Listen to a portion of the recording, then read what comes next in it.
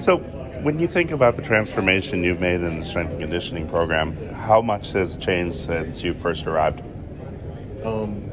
You talking about Coach Thunder's Yeah. program? Yeah, Coach Thunder's been really, really effective on all the guys. Always pushing us. You know, we got to exceed the standard, go above the standard each and every day. And we've also changed the routine and how we do things. So it's a lot going on. How big was this off season for you? Kind of having this kind of a spot to be for on the D line, knowing that Savion's gone, there's a spot open to go for it. How much was that motivating to this off season? Oh, it was very motivating. Definitely went hard in the weight room, ate a lot, worked on my nutrition, and got it right. How have you seen it help on the field now? Absolutely. You can hold them 320-pound guys up a little more. Yeah.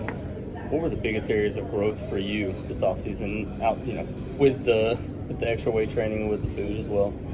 Can you repeat that one? I'm just saying, what do you feel like were the biggest areas that you gained the most in terms of your skill and things like that? My strength in the run game, with my run, weight going up and strength going up as well. Tight hands, feet in the ground, and just getting after the running back. So basically. Coach Wiles puts a lot of emphasis on having depth to keep you guys fresh for 4 quarters. How would you characterize the depth on the D-line right now? I would say we got some really, really good depth, especially guys like Sherman. Who else we got?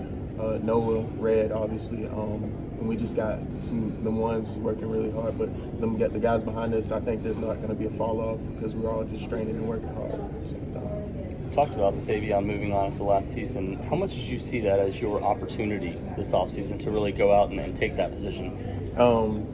I knew I had to step in, and I had to be that guy to fill in those shoes because Savion, he played really hard, strained really hard. So I knew that I had some big boots to fill, and I was excited to get into them, and just put it. That's why I had to really focus on my weight and nutrition.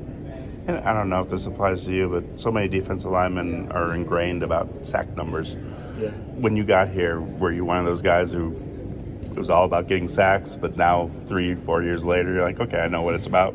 Yeah, I was definitely one of them guys. I was like, what is a drive strike before? I didn't really know what playing the run was. I just ran into gaps. But as I kept on growing and focusing in the D-line room and just learning a lot of things, I realized what it's about, and it's stopping the run. That's what wins games. So.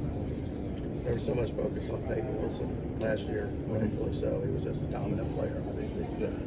But he's gone now. But does the standard remain the same? And how challenging will it be to maintain that standard defensively?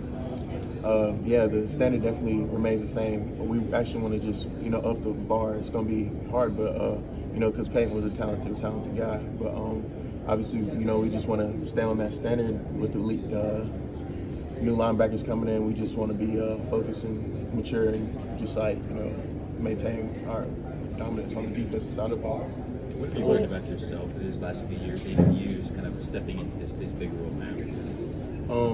I've learned to be more mature, just keeping faith in something, focus on one thing and just going hard in that, We learned earlier today that Davin Van was named to the Freaks list. What is it like to work out with a guy like that and play alongside a guy like that? Yeah, no, Davin definitely freakish. He's a creature. He works hard, and just knowing where he was and how he's came up. I mean, I'm so proud of the guy. He's worked his tail off, and definitely a monster. So.